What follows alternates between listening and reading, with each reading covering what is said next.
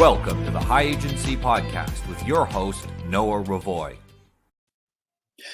Good morning. To rebuild the West, we must first rebuild ourselves, and that starts with taking full responsibility for our lives. And whatever your mind dwells on, that's what you're going to become. So when you think like a winner and you act like a winner, then you become one. But exactly how do we do that? How do we take control of our lives? Today's guest is Sonmez from Bulldog Mindset, a man who took control of his own life and now helps others to grow as people and maximize their potential in life. Welcome, John. Thanks, Noah. Glad to be here. Yeah, it's great to have you here. A lot of male people in the manosphere or the male advice space, we talk about taking personal responsibility, and very few actually talk about how to do that. And one of the things that I really appreciate listening to your material is you give people instructions on how to do it. I think it's intuitive for some men, and for a lot of men or most men, it's actually not so intuitive, and they need some guidance. Could you tell me a little bit about, perhaps how you made a big change? Because you're a lot different than you used to be. You've really improved yourself a lot, and how those lessons can transfer to others. Yeah. So, I mean, the biggest thing is really, for me, it was getting rid of the victim mindset of thinking that, things are not my fault. It's someone else's fault. It's women's fault. It's society's fault. And even when it seems like it is, right? So one of the things that I talk about a lot is the idea that, there's a such thing as a valid excuse, but it's still an excuse. It still doesn't get you what you want, right? And when you think about it, from almost like a game of chess, like life is a game of chess, it doesn't really matter what the positions of the pieces on the board are, right? You can get upset about that. You can say, well, it's not my fault, I didn't have a choice. And those things may be true, but the only thing that matters is actually what you do given that information, right? Your emotional response to it, whether it's your fault or not, it doesn't actually matter. It only matters what you do. And for me, that was the big thing that really changed in my mindset, was once I realized that it doesn't matter if it's my fault. It doesn't matter if I'm angry about it. It doesn't matter if it's unfair. Only matters what is the most strategic thing that I can do in this situation. That's when, I start to really take full responsibility for everything in my life. And that's where I start to have that agency to actually change things, because if it's outside of my control, I mean, this goes way back to, I think I first encountered this concept in 7 Habits of Highly Effective People, and, Stephen Covey, where he talked about, your spheres of influence. And it's like, if I focus on things that are outside of my control, then I can't make any kind of change. And if I have something that is not my responsibility and it's not in my control, if I give someone else the power, or give the world the power, or give women the power, whatever it is, then I have no ability to change that thing. And so I have no agency. And so that was really the big thing for me, was shifting that mindset to start to say, okay, it doesn't really matter how we got here. Here's where we are right now, John. And like, if you want to do something or change something in your life, you've got to take the action, regardless of, forget about fault, forget about responsibility and blame or anything. You have to take full responsibility at this point, because it's your ship that you're sailing at this point. And so that was really the thing, the catalyst that shifted, that caused all these other transformations. Because once I had made that mindset shift, now I had so much agency in my life. Now I had the power to change and influence my life instead of being a victim of circumstances, right? And I think that a lot of guys today, they think that they're powerless, and it's because they've given up their power. Because as soon as you blame someone else, you give them your power. Yeah, you mentioned that, mindset is extremely important. And almost everything that I teach, I start off with, either I call it mindset, or I say, get your mind straight. Because our thoughts, or our actions, follow our thoughts. And in fact, that's how we often got into a bad pattern in the first place. We picked up from someone else their thought patterns. A lot of men are raised by single mothers. They're the big, super victim category. And so they like to complain a lot about their victim status. And if that's where you're raised, that programming rubs off on you over time. And it's very hard while you're still a young man, it's subjected to that programming to get out of it, because we are social creatures, which means we tend to adapt to the dominant social narrative. And the younger we are, And the more agreeable we are, the harder it is to go against that narrative, because we feel like it's what we have to do just to survive. And then we get this shift. We, as men, we move out from our parents' place. Even sometimes you have a father, you still end up with that because he's unactive. He's, he's there, but he's not really a man. He's, another kid of your mother's, basically. And we move out, and all of a sudden things shift. And now, when we're a kid and we blame someone for something, probably our parents end up taking the responsibility for that. They end up doing something for us. And then we're out of home, and it's like all the protections have been cut. No one's going to take responsibility for us anymore. And that is a huge shock to a lot of young men. And I think this is the big reason why a lot of young men get depressed somewhere around 18 to 21. There's a lot of depression, a lot of psychosis and things happen in those age groups, because they go from essentially being a child to being expected to behave, or at least get the results of an adult overnight. And it doesn't have to be that way. One of the groups, I've actually had a lot of single mothers come to me and say, I know this is not optimal for raising my kids. I don't want to be a single mom anymore, but I don't want to get married again and then divorced. So where do I get masculine influence for my sons, for my teenage sons? And I think guys like you and me, we're not just providing something to fix people who've got damage through trauma or whatever. We're here also to prevent it. This is a good place. There's never been, I don't think, in recent history, so many men with such a positive agency building message out there that young guys who don't have masculine role models could go and look to. Yeah, I think that's very, very true. It's interesting too, just thinking about that transition from childhood, from boyhood to manhood, and really it's I think a lot of people think it has to take place, but it doesn't have to take place. It's not a natural process. It has to be orchestrated. It has to come about with the right circumstances, just like a seed is not guaranteed to germinate, right? You have to have water, you have to have the nutrients that are required for it. Just having the seed doesn't mean that it will germinate. And that's the same thing. And that's, like you're saying, I think that's what men like us are able to provide for not just, young boys growing up, but for men, adult boys who haven't gone through that process. And I speak from experience, knowing that I hadn't gone through that process. I was probably 30 years old. I had not gone through that process of transitioning from boyhood to manhood. It actually took some guidance and me discovering sort of the masculine role models out there, doing a lot of reading, do a lot of self-introspection in order to finally find that, and then to realize and make that transition. And it's also interesting, like what you said about childhood. I was thinking the other day about, like, I got sick. And, I think maybe the first time in life that you start to realize that you are responsible for yourself is when you're an adult and you get really sick. Because as a child, you have this viewpoint of your parents can take care of everything. They can save you. You're basically invulnerable as long as you have parents, because they can fix anything, they can cure anything. You know what I mean? They're going to take care of you. But as you are an adult and then you get sick, you realize it's like, no, I could die. like I could call my mom on the phone. It doesn't matter. There's nothing she can do for me. You know what I mean? Like, I'm responsible for this. I better go find a doctor. I better go figure this out. And that, I think that's a very shocking realization, because we're used to having that safety. But that is really the truth of being a man, is that you are responsible. Like, there is no one you can turn to. And I think that so many young guys today, they're misguided, because they're like, well, I can turn to the government, or I can turn to the police, or I can turn to whatever authority, or they still have this delusion that their parents can somehow fix everything. In fact, a lot of them are still living with their parents, living out that delusion.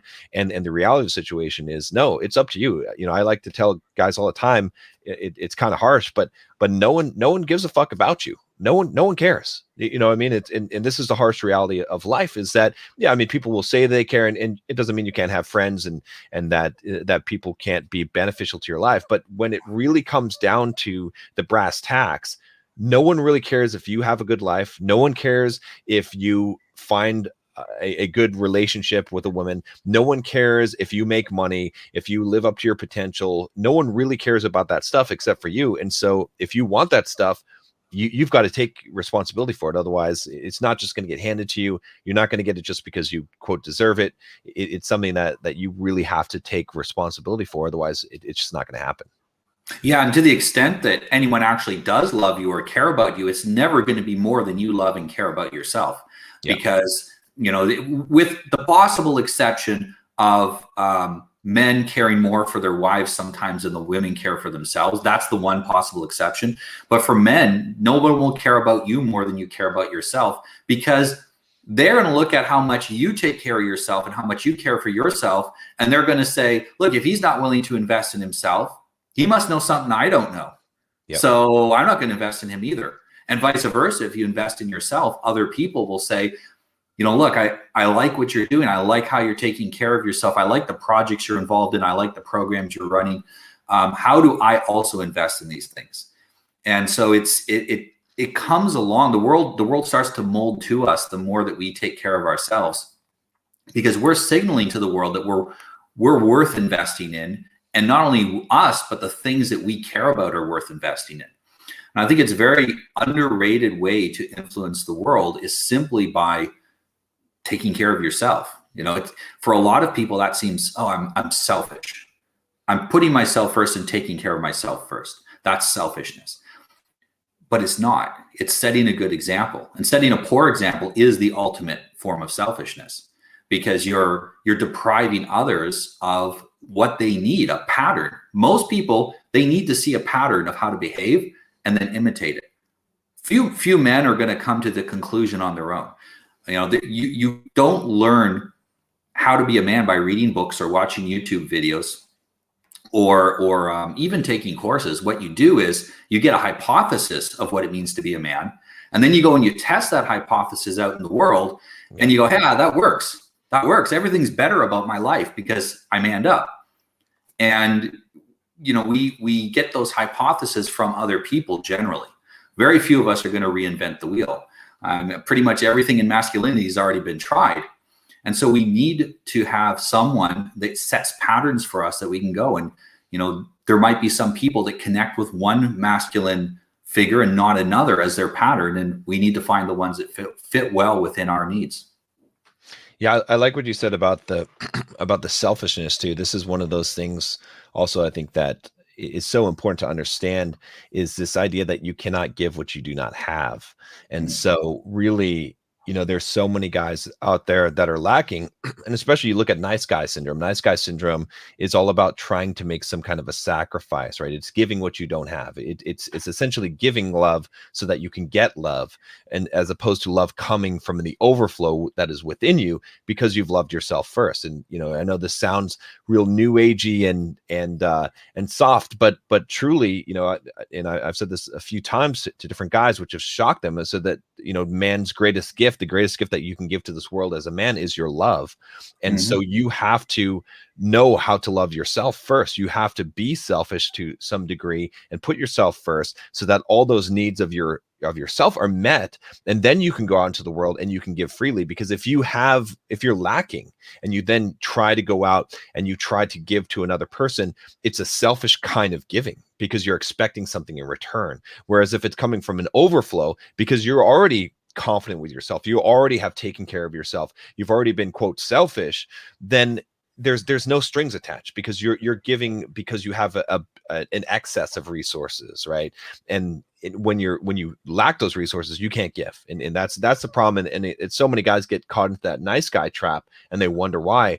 And the reason why is because they're trying to give what they don't have. They're trying to get something in return, and it's very transparent when you do that. And that's where neediness comes from, and that's where we see guys that get walked all over, that are all heartbroken, that do all these things because they're always expecting something in return. But guys like to compare it to say, oh well, the asshole always gets the girls or whatever, and it's like, no, it's more of that the guy that you classify as an asshole, he took care of himself first. He's met all of his needs, and so he doesn't come across as needy, because when he's in interaction with you, it's straightforward. It might not be an interaction that is beneficial to you, he might come off as crude or rude or whatever it is, or whatever, you know, attribute you want to apply, but it's genuine. Whereas a lot of guys that are nice guys, their interactions aren't genuine because they're saying one thing at a surface level, but in reality, that neediness is coming out, and it's making it so that you feel like you're obligated in some way. They're doing something for you because they want something back, and it might just be as simple as validation. They may just want you to validate them because they don't have a self validation in place. But I think that's a really, really important concept. Yeah, the transactional relationship. One of the big problems is for these nice guys, a lot of times it doesn't get returned to them. So not only are they giving from a deficit, they're increasing the deficit as they give more because they're not getting enough back. They're not getting any really return on their investment. And because they're being manipulative, because they're being dishonest, women have a good gut instinct for that. They may not understand exactly what's happening, but they have this gut instinct. Something isn't right. Something is unnatural there. And so they'll pull back. And I think this is the reason, you know, if you list what the nice guy is doing, it sounds great. You know, oh, he's taking care of others. He's trying to help people. He's trying to do this, trying to do the other thing. It's the way he does it, and it's the motives behind it set people off. And, you know, some people are more observant of it than others, but it actually disgusts women, and it's the dishonesty that they get disgusted with. There's something about that triggers their disgust response. And I know females that I've been coaching. They say they go on a date with this guy. Everything sounded great in the messages, everything, until they met him physically and they spent some time with him, and they say something's off. Yeah. They can't put their finger on it. And I'm like, yep, he's a nice guy, isn't he? Oh yeah, he's really nice. I'm like, a nice guy, eh? Think about that for a second, what you're saying. Yeah. And then they think about it and they're like, oh, that makes sense. Yeah, he's hiding something. You know, yeah. Someone mentioned it's not a genuine offer; it comes across as a bribe. Yeah, exactly. Nobody wants to have the idea that their virtue is being compromised by a bribe. Exactly. Yeah, and you know, you can't be genuine unless you're selfish to a degree, right? Because that. You know, being genuine, being authentic means that when I say something, it's not just at a surface level, it's what I truly mean. And I can't do that if I have some ulterior motive, right? So, and that's where, you know, coming across as being someone who's a nice guy, it always is the fact that you've got something else underneath. So it can't be genuine. It's not authentic. It's like, you know, it would be better to tell someone the truth than to tell someone a lie because you want to gain their approval or you don't want to hurt their feelings or whatever it is. It's not genuine. It's not authentic. Just like, you know, like you're saying in the example, you know, girl goes on a date with this guy. He's doing all these things for her. He's not really doing them all for her. He's doing them because he wants that approval. He wants her to like him. Whereas, you know, if he were confident in himself, if he didn't have that lack, then he would just, you know, if she did something that he didn't like, he would say, I don't like this. It doesn't have to be an asshole, but he would express his wants and desires. And that's the other, you know, piece of it is too. It's like you kind of, as a nice guy, you suppress all of your wants and desires because you believe that you're not worthy of them. And so no one else will believe that you're worthy of them either. And so they're not just going to give them to you. Again, it comes back, you know, full circle to what we were talking about childhood, because when you're a child, as a boy, your wants and desires, your parents fulfill them sometimes preemptively. You know, you don't have to go and get them fulfilled yourself. And I think that's kind of that same mode that a lot of guys that never grow up, that they operate in. They're like, well, if I make certain noises, if I and I you know, and I express my, like, I'm hurt, you know what I mean, or, you know, it's like crying like a baby, you know, if I do this in the ways that I know how to, or if I'm really, really nice, or if I really, you know, do this thing, then I'm gonna get my needs taken care of, instead of just saying what your needs and your desires are. You know, and so I think that's a big part of it as well.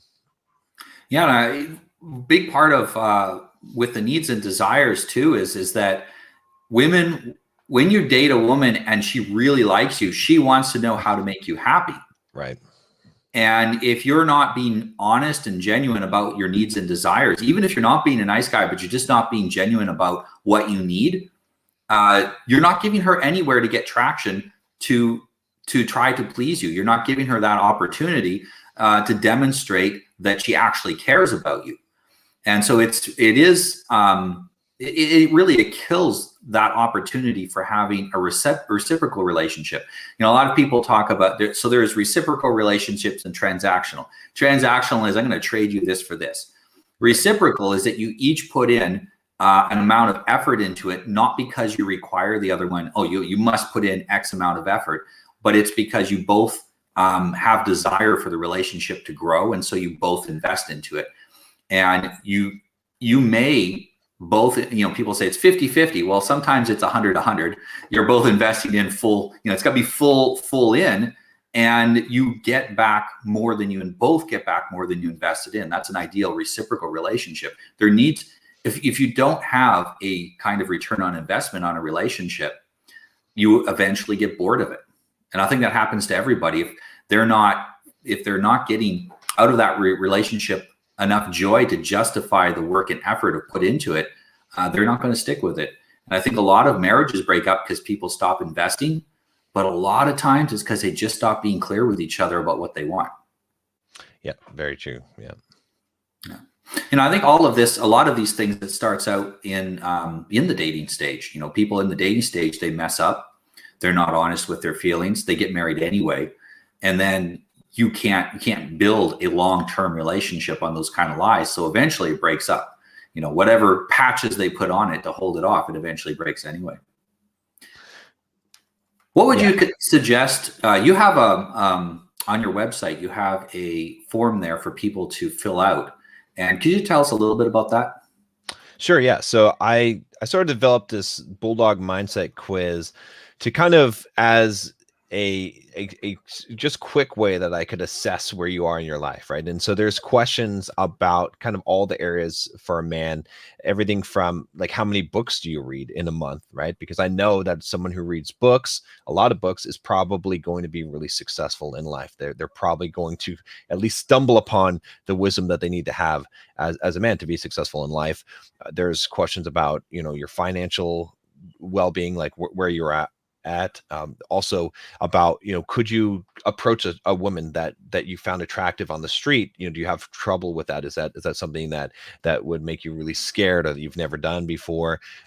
Your physical fitness, are you working out? Are you running? Are you going to the gym? Right? Are you doing all those things? And then kind of the mental toughness aspect, right? Is it that can you sit down and actually get something done that you set your mind to, or do you have to go and watch TV, get distracted by YouTube, and not actually accomplish your goals? So I kind of tried to find like all the questions, and really I base this off of really where I was before to where I am now, because I know my own transformation, and I know that guys are probably going to struggle in many of these areas. And I know that these are the areas that help me to improve. So I kind of use that as an assessment in order to figure out where someone is. And then I give a score from 0 to 100 there based on those questions. And then that gives me an idea of where, especially when I'm working with guys, where we need to focus and in what level that they need to get to.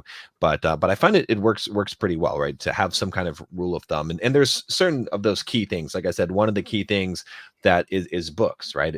Someone who's well-read probably is going to be a lot more successful than the normal person. If someone's reading more than 10 books a year, that level is it's one of those things that it doesn't always mean that someone's going to be more successful, but it's such a good indicator that I use that all the time. I think a lot of times if they're reading a lot of books, it's not just the books they're reading, it's the things they're not doing during the time they're reading the books. They're not watching propaganda that weakens them and emasculates them. They're not playing video games which keep them in a kind of sensory overload. At the same time, it narcotizes them so that they don't actually want to go and get any real advancement in life. Or porn. They're not looking at porn, they're reading books. They're not getting that kind of warped sense of the world. And it's better to read a book than do almost anything else, even if the book isn't the ideal one to improve you. And I usually give my clients some suggestions of books they can read, because it does help to focus your mind as well. It takes, if you want to read a good thick book and you want to read it in a reasonable period of time, you got to sit down and you got to focus on it, and you got to block out everything else. And that does build mental toughness. You know, there are exercises to build mental toughness, and they're almost all involve focusing. Exercise is focusing, running is focusing, like you were doing before, some marathons. All of that requires a lot of focus, and so does reading. I think that's a big part of why it helps you, is because you have to control your mind. Whereas when you watch programming, you know, television shows and whatnot, they're in control of your mind, and you can just relax and let everything spin. And that's, you know, it's fine if you want to do that occasionally. But if that's your de facto entertainment, then when you turn the screen off, don't be surprised if you can't use your mind for anything, because all it's used to be doing is being led around. You know, you're good at being led. You're not very good at leading, not even your own mind, leading in your own mind. And it's, you know, I tell my son that it makes you stupid. Yeah. Screens make you stupid, because, you know, you gotta simplify it down for a 7-year-old. Screens make you stupid, and doing stuff makes you smarter. You know, if you sit down all the time and never move, your body will deteriorate. If you rest your mind all the time, your mind deteriorates as well. So it really is, the reading is, I think, very underestimated. You know, everyone says, "I'll read so many books," and they think it's because of what you're getting out of the books, and that's part of it. It's also what you're not getting.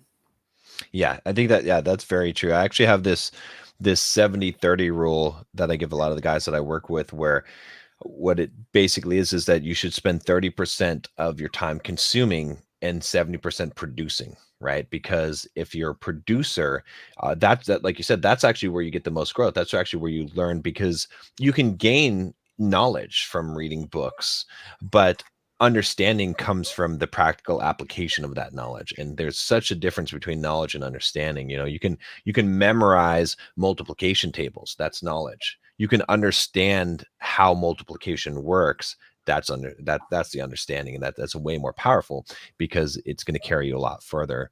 And so, yeah, having that 70-30 rule I think is really critical. It's like, you need to be producing. Even, you know, guys say all the time, "Well, I'm not making a YouTube channel or a blog or anything like that." You know, my answer is, well, why not start one? But even if you're not, even if you're just producing, even if you're producing is just that you're writing a book that no one will ever read, or you're writing it down, or you're making a PowerPoint slide to give to your dog. I mean, this is how you actually really process the information that you have and test it out. And that's, you know, or coming up with your own, you know, theories and your own philosophy of life. Even, you know, Seneca, I know in Seneca's letters to Lucilius, he talks about this idea of these philosophers that are really schooled in other people's texts. And he says, well, where's your own philosophy? Like, you're just a Muppet, essentially. Like, you need to have your own philosophy. Why haven't you written down your own thing? Where's your own original thought?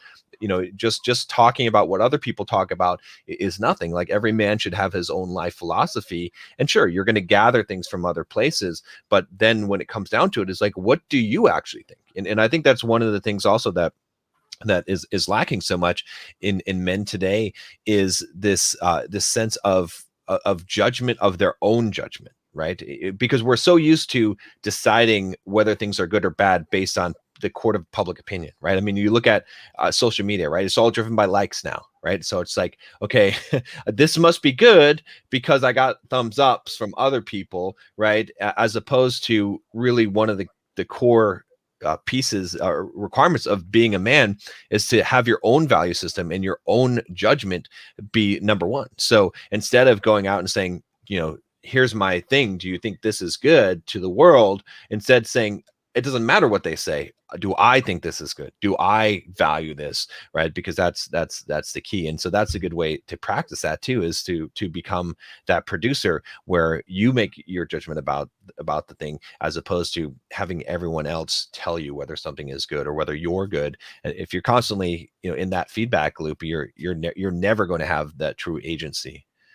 Yeah, absolutely. I often get guys say to me, well, you know, I'll trust my judgment better when my judgment is improved. You know, right now I don't trust it so much. It'll get better, and then I'll trust it. And it's the other way around. First, you need to trust your judgment, go out and test whether it was good or not, and then, oh, okay, that wasn't exactly correct. Next time it'll be better. And it's that actual application of your judgment in the real world that improves it. You know, a lot of people will say afterwards, oh yeah, I kind of knew that was wrong, or I knew that was a bad idea, or I knew I should have bought Bitcoin 10 years ago or whatever it was. And it's like, okay, great. You knew that. Okay. How's that going to impact your next decision? Right. The whole concept I believe in is really important is the idea of strong beliefs, but loosely held, right? It's this idea of like, you speak with conviction, because if you believe that this is correct at this point, then speak like it is, right? Don't be iffy. Don't be, it's part of being decisive. And then you're subject to revision. We're all wrong at different times. And as long as you're open to that, it doesn't mean that you should be iffy. I think so many guys are like, well, I'm not sure. I don't want to say the wrong thing or do the wrong thing. It's like, no, go all in. Whatever your gut says, whatever your judgment is at this point, go all in with it. Just be willing to be corrected if you're wrong. Be willing to revise because no one wants to follow a weak leader who is on the fence. It's like, well, I'm not sure about this, and I don't want to lead you in the wrong direction. No, people would rather be led in the wrong direction and then have you tell them, well, you know what, I made a mistake here. Let's course correct, because at least you're following someone who you feel like has some level of confidence. Because you don't have confidence in yourself, no one is going to have confidence in you. And I think, like you're saying, so many guys are kind of pontificating so much, like, oh, I'm not quite there yet. I don't have my judgment. But it's like, it's the whole gatekeeper thing is no one is going to suddenly, take a scepter and crown you king. You have to take the crown upon and put it on your own head and decide that you are a man. Because if you're waiting for that, you're waiting for that judgment to mature, for someone else from the outside world, some gatekeeper to say, you're good enough now. It's never going to happen. You have to take that up. And that's the battle. That's the battle, I think, of becoming a man, of not knowing that the path in front of you is secure, of not knowing where it's going to go, of knowing that you could trip, that you could fall, that you could even be going the wrong direction, but taking action anyway. And I think if you're producing stuff, you're really going to see that, because you're going to look back on what you produced a year ago, 2 years ago. I remember as a kid, I had a diary, would write down what I did, what I thought about things. And I would read the diary a year later and I go, oh my God, I got to burn this. This is embarrassing. Yeah. I was such a kid here, and 1 year difference. And then I remember writing there, how my diary from last year is so embarrassing. The next year reading that and going, oh yeah, everything I wrote last year was also embarrassing. And it kind of clicked that never ends, and it shouldn't end. Sometimes I still read stuff that I wrote a few years ago and say, yeah, that sounds pretty good, but this and this and this should be better. And that's perfectly fine. Should have some growth and improvement. I had some feminists look at all of the things that I'd written. They must have spent a day or two looking at everything I've ever produced, watching all my videos, everything I wrote. And then they come up to me with a bunch of contradictions in my work. And they're like, you said this, and then you said this, and those things contradict each other. Do you believe them both? And I'm like, yeah, actually, I probably do believe those two things, and they do appear to contradict, and I'm not really sure how to make them work, but they both are rational and make sense, And that ability sometimes to recognize that we have two apparently conflicting ideas, because the greater truth is big enough to unite them together, but we haven't pieced that together yet, and to realize we don't have all the information we need, but we have enough to decide. I think that's really what the essence of being a man is that you don't have all the information, but you're still the one responsible for deciding what to do next. Exactly. And you take that responsibility on and you decide. And if you screw up, you fix it. One of my favorite quotes actually on the contradictions is the Walt Whitman quote. And he says, do I contradict myself? Very well. Then I contradict myself. I am large. I contain multitudes. and I love it, because so many people try to get you on that contradicting yourself, and contradicting yourself is a sure sign of growth. It's like you should constantly be contradicting yourself over time, because you should be growing. If you have the same viewpoint that you had last year or the year before, I mean, there are some things that obviously that won't change and that will become refined, but having contradictions is not a weak point. And like you said, a lot of times those things appear to contradict themselves, but when you dig a little bit deeper, then you have to kind of explore it and say, well, why are these things appear to be a contradiction? There must be some deeper root that connects both of these things, and sometimes that leads you to a much more profound truth. And the more decisive your conversation, so the more decisive you explain things, the more general the more specific it becomes, the easier it is to find contradictions. Because if you're giving advice to a specific person about a specific situation and you're being very bold and blunt with them, you'll get someone else and you'll give them completely different advice. Their situation was different. It's not always us changing, it's the situation around us changing. How you're going to behave in if you live in a country with a lot of freedoms, and then you move to a country, or your country becomes one without a lot of freedoms, your behavior must change. Perhaps your beliefs don't change a lot, but your problem solving method changes. You can't necessarily say things in the ideal way you'd like to say them. You find other ways to achieve your goals. And really, as men, we have to become the man we must be for the situation we're in, and recognize that even though everything's up to us, we don't control the universe. We're still little specks, and we must operate within that framework that we're in. Yeah, I think that's a really good point. That talks to one of the, I think, another important concept, which is that of understanding power dynamics, which is something that seems to be sorely lacking in the world today. It's so funny, I mean, a really good book is 48 Laws of Power. And I see so many people contradicting those laws today, especially when you see people just blatantly putting out their agenda instead of hiding what their actual agenda is. It's surely a way to allow your enemy to prepare their battle plan against you, but it comes from an emotional response, I think, a lot of times. And just even this whole thing, you see like all the things going on in the world with the protests and all of these things that a great example right now, just the whole GameStop thing that just blew up here. And it was like, yeah, we're going to stick it to the hedge fund guys. And I'm like, I'm all for sticking for the hedge fund guys.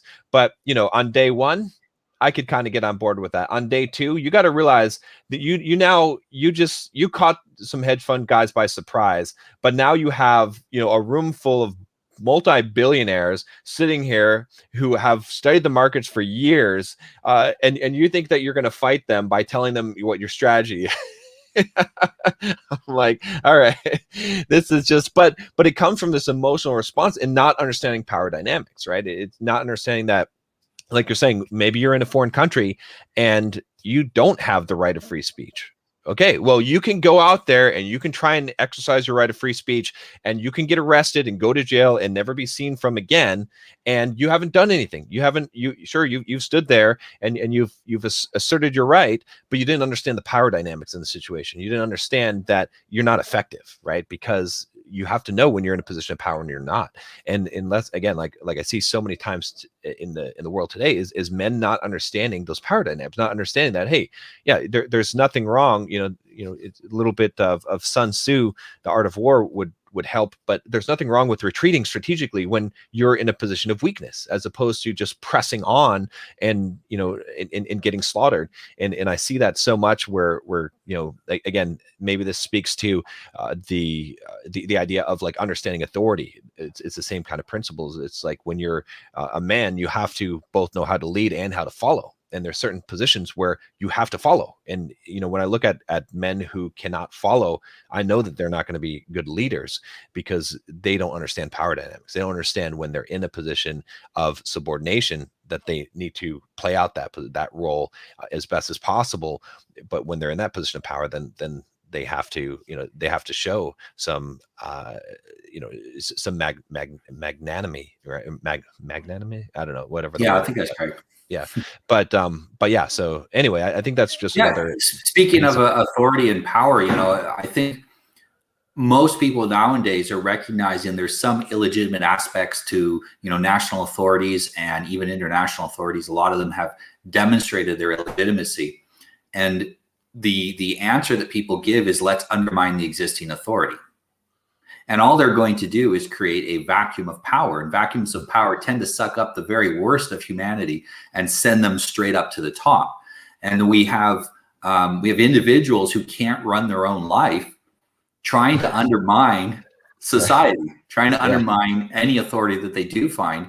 And what we're doing, helping people to be stronger, that really is the solution. I believe that agency, especially agency amongst men, is the answer to the problems we have, because if we could create that power vacuum, we'd end up worse afterwards than we are now, instead of individually strengthening ourselves and then starting to network together. High agency men, men who have, as you say, the Bulldog mindset, these type of men tend to find each other, tend to cooperate, work together, create institutions, create community, and to build and to grow and to create things.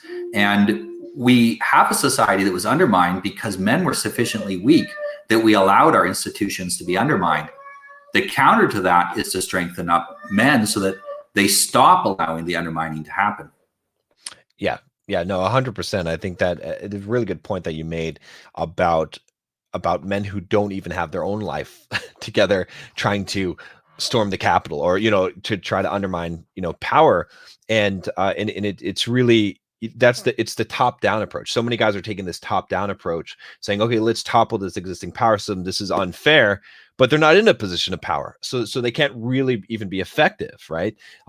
But the approach that we're taking is the bottom up approach. We're making strong men at the bottom, knowing that having a strong base of men is the only way to truly change society and to really truly change who is in power and what kind of authority is in place. And that's really the key. And maybe we don't succeed at doing that because we don't have enough numbers, but at least if you fail with our bottom up approach, you have improved the lives of many men, many individuals, and the people that they impact in their lives, the women that are in their lives, their children, their friends, and that is really what ultimately counts, right? Because ultimately, we can be angry at different authority systems. I think so many people believe that they have freedoms that they don't. Right. It became very clear, I think, in this last year that freedoms that we thought we had, we did not actually have.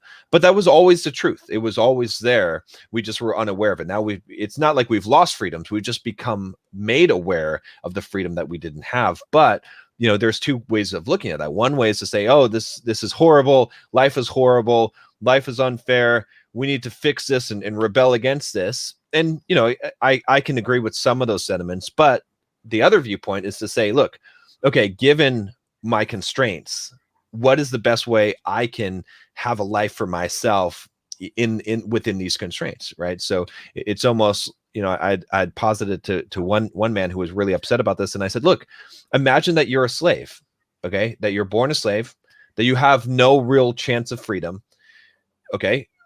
How would you live your life? Are you going to spend your entire life being angry about being a slave? Again, not that it's a great condition that anyone should be in, but if it is your lot, then should you not figure out how to optimize your life as a slave to the best of your ability, to exercise what agency that you do have and possess in order to make the best life for yourself as possible as a slave? And I know that's an extreme example, but to some degree, we are already in slavery. I mean, if you live in the United States or any Western country, you're paying a larger degree in taxes than serfs paid to their lords in feudal times. I mean, they paid 25%, and we're paying upwards of 50%. So to a very large degree, you are a slave, and so you can fight and say, well, whatever. And again, I'm not saying that there's not a time for rebellion and fighting and banding together and overturning dictatorships or corrupt power systems, but that requires you to have enough power to do it. But for the most part, for most men, what's going to be more beneficial in their lives is not to even really worry about that so much, but to worry about getting their own house in order and everything that they can control, everything that they have true agency over. And that's going to affect their life a lot more than who's the president or what kind of laws there are or what the tax rate is. Yeah, an easy example is that a lot of people are saying, I can't date now because of COVID. Yeah. So COVID it's impossible to date. So before COVID, what were you doing? I also wasn't dating. Exactly. How do you know you can't date under COVID? You haven't been trying. You haven't been going on dates before. We're definitely aren't looking for them now. And so it really is what can I do given the situation? And if you are rebelling, what's your best return on investment rebellion? What's the safe way to rebel? The Italians are doing a great job of it. Italian restaurateurs got together, 50,000 of them. Okay, so now they have a structure. They have power. These are already successful men. They own, and women, they own restaurants. They have, employees, they have contacts, they already have some structure. I noticed in Southern Europe here, a lot of restaurants will cooperate with each other to mass buy products to get cheaper prices. You don't really see, individual owner-operated restaurants doing that in North America, but here they tend to already work together in structures for economic reasons, and now they've decided for political reasons to come even into a larger group. So now they have power, now they have a structure, they've created some legitimate authority that can stand up to an authority which is curtailing their rights, or you could call them privileges, because if it's a right, they can't take it away. If it's a privilege, they can. So, and they've gotten traction. They've gotten the Italian government to back down on things, but it didn't start with rebellion, and it didn't start with demands. It started with them having agency to make a life where they had power, and then them having the sense to talk to each other and to federate together and to cooperate and work together. And I think one of the biggest problems in Western civilization right now is that people do not cooperate with each other. They don't work together. The closest thing you'll get to that is a spontaneous mob, and they're only working for destruction, which is an easier task than construction, than creating. But it's very hard now to create an entity of individuals that come together to build something. And when you find that, it's absolutely magical. It's golden. And so that I believe is due to the low agency of people. They get into a group and nothing's their responsibility. They can't lead themselves. They're definitely not going to lead in a group. And nothing is their responsibility, and they don't know how to follow. As you mentioned earlier, men need to know how to follow as well. And as we will never have the ability to create new institutions to replace the corrupt or dying or gone institutions until we have that right mindset, that high level of agency that's necessary for us to lead our own lives and to cooperate with each other. I mean, this is why men of agency tend to find each other and work together on projects, is because they don't want to work with everybody else. They don't want to work with low agency people. Exactly. Yeah. And it's, it's interesting, it's a subject I like to harp on a lot, but I'm going to keep on beating this drum until more men hear this message, is that we have this issue within the quote manosphere today, right? We have so many factionalized groups. We're already like, when you look at our group of men within this community, to the rest of the world looking out, like looking in on us, they don't see any differences. They just see a bunch of sexist guys. That's what that's what they see. They don't like, oh, well, this guy's MGTOW and this one's incel and this one's black pill and this guy is red pill and or whatever it is, or these guys are 21 convention, these are roll zero guys, or they don't see any of that stuff. They just see a bunch of misogynistic assholes, right? That's what they see. And so for us to like split into these factions to constantly be warring against each other is kind of ridiculous in the sense that, again, it's good to have debate, discussion, to have different viewpoints and to put that out there. It's because that's how we grow as men, by pushing against each other. But the level of animosity, what we're doing to hurt ourselves in our cause is sort of ridiculous at this point, because if we all banded together, if we all, even if we don't agree on all things, but if we can be civil as men and really reunite as I don't really like the term manosphere, but there's no better term, so I'll use it. But if we can reunite, then we can have a lot more power, just like you said, the restaurateurs in Italy, that they're able to change things. But there's this real potential for this power here, and that's, it's so key, like you said, the power dynamics. I mean, that's a great example of it. But yeah, it's a drum that I'm going to keep on beating, because I feel like it's such there's such a missed opportunity here, because there's so much drama going on. And I know a lot of guys that are in, again, I don't take sides on any of this stuff, but I would like to see it resolved so that we can just actually have that power that is available to us right here, but we're not utilizing it. Yeah, it is true. Working together is very important. And I think if you do have, if there are entities that believe other people in the group are bad actors expose themselves over time. Yes. And that is, it becomes clearer as things go on. And so, I think we're seeing we're seeing a shakeup, and it's like any shakeup, at some point, everything will shake out. And some people will shake right out, and who's left will reunite. But I've been a part of large groups before, entities that were in the millions, and that was actually a pretty common thing. It worked out about every 15 years. There would be a lot of growth, and then about every 15 years, it would stall because there would be internal conflict amongst people that were taking the leads in the group. And there would be splits, there would be fractures. Everything would get cleaned up eventually, take a couple of years, and then afterwards the growth would happen again. And I wonder if that's probably, from my own experience, I think that's almost necessary in any community.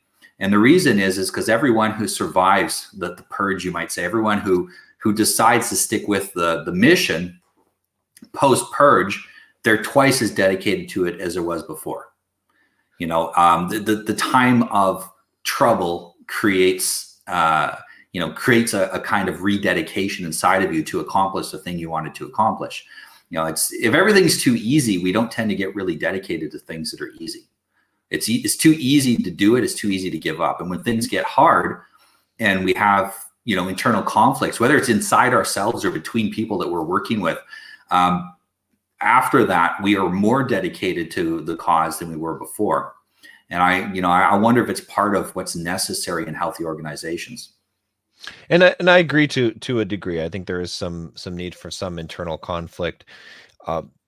I believe the healthy way for that to be resolved is through debate, discussion, through not through drama, right? I think the part that I dislike is the drama that we have right now, calling people out by name, specifically attacking people, as opposed to attacking their ideas or just letting it shake out. Like you said, I think that as you have people speak and you create an open forum and you have that communication, people will understand who are the bad actors. Like you said, it will shake out by itself. We don't need to facilitate that process by pointing by pointing at people, because the problem with that is that everyone to some degree has, and I think it's magnified by social media, right? Because if you're all men standing together in a room, you're going to have conflicts, right?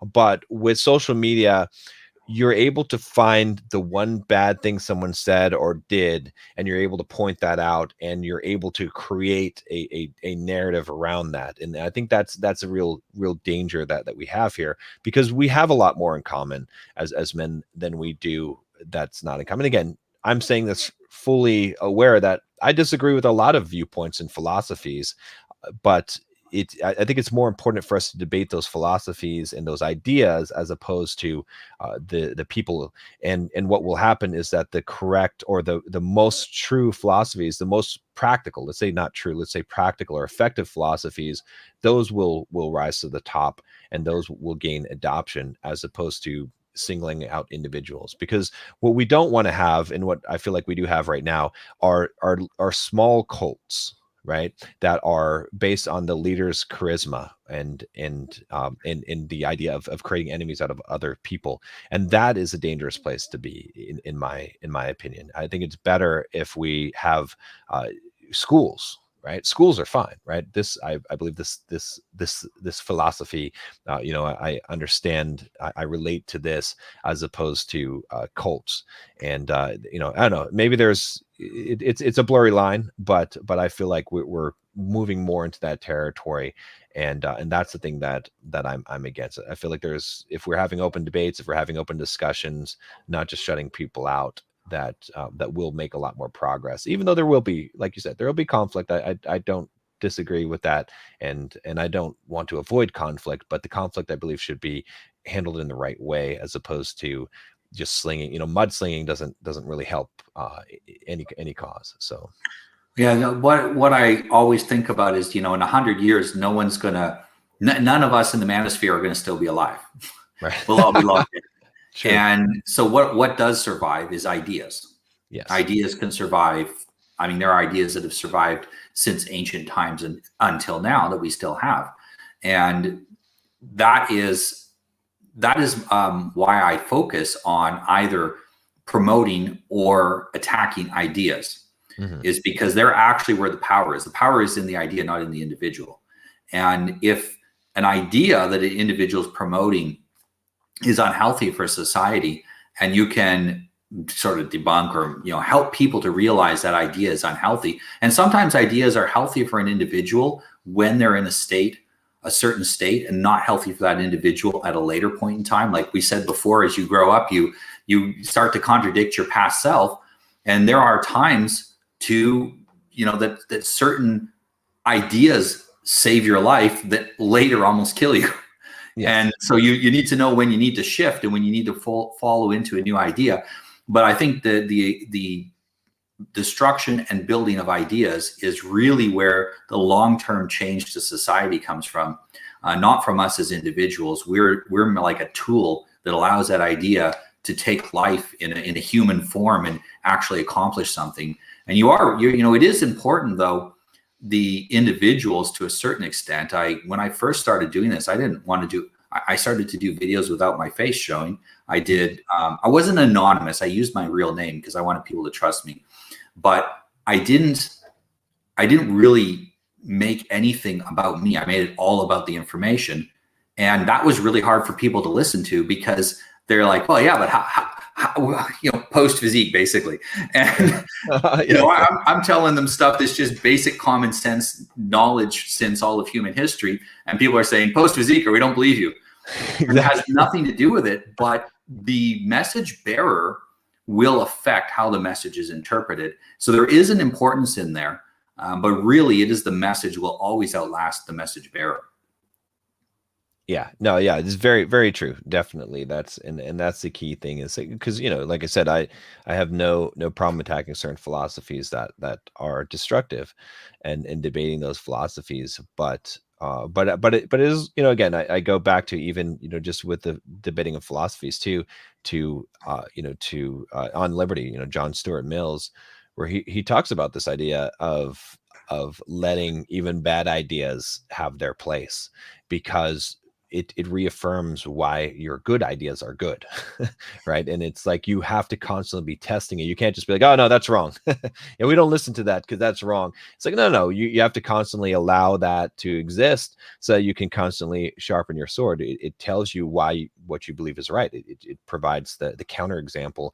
And if you can't stand up, if your best argument against an idea or philosophy is, oh yeah, that's evil, or that's bad, or that's wrong, then you really aren't standing on very, very strong ground yourself. So I guess it's just a way of saying that I agree with you in the idea that things shake themselves out as long as we create that environment for them to do so, which I, like I said, I would like to see more of that cross-pollination happening, as opposed to the kind of splintering that we have now, where it's on people as opposed to ideas. So it's interesting too that my personal experience with organizations that go through this is that often the most powerful 2 or 3 factions destroy each other, and it's the 4th or 5th faction that ends up with power. And it's often not necessary. It's often the faction that tries to go middle of the road for one reason or another, and tries to basically pick up the pieces after the war. And this is not a prediction. This is just the kind of thing that tends to happen. So it is good, if we really care about the things that we're teaching, the ideas that we're promoting, that we don't just, if we are involved in a fight, we don't just fight, but we also we fight and we recruit. Yeah, because sometimes you end up in the middle of a fight realizing this happened after the U.S. Civil War. At the end of the war, all the dead soldiers were considered veterans. All of the soldiers were considered veterans. They were considered equal. And there was a reunification, and that didn't go super well, but there was a reunification. And this tends to be what happens after a civil war. And you could say it's kind of like a civil war right now in the manosphere. And there always is a coming together afterwards. There's not necessarily coming together with everyone, but there always ends up being a gravitational pull back towards the center again. So it'll be interesting to see what happens. I'm as I said, I'm focused on the information and focus on specifically on helping people and try to stay out of the actual war myself. Yeah. Yeah. Same here. Except I suppose that I'm trying to get as many people on different sides onto my channel and just so that yeah, I guess it's so that everyone is heard and that you're not taking sides or I'm on my own side. I'm on my own team. I'm on the team Bulldog mindset, helping men. I don't have any horse in any other game. So. Excellent. It was wonderful talking today, John. And if you want to find out John's website, it's in the comment, or not in the comments, in the description beneath the video. You can have a look there and go take his test. How many questions are on the test? Just 10. Yep. Just 10 questions. 10 questions. You get a score on 1 to 100, and then you can talk to John about how to develop your Bulldog mindset. Thank you very much, John. It's been wonderful having everyone here today. And that's all. Thank you, Noah. Thank you for watching our video, and I hope it inspired you to take action in your life. Please subscribe to our channel and like this video to get more agency building content. The real secret sauce is in our newsletter. Click on the link in the video description below to sign up. I promise I won't flood your inbox, and anything that we do send you will be of high value.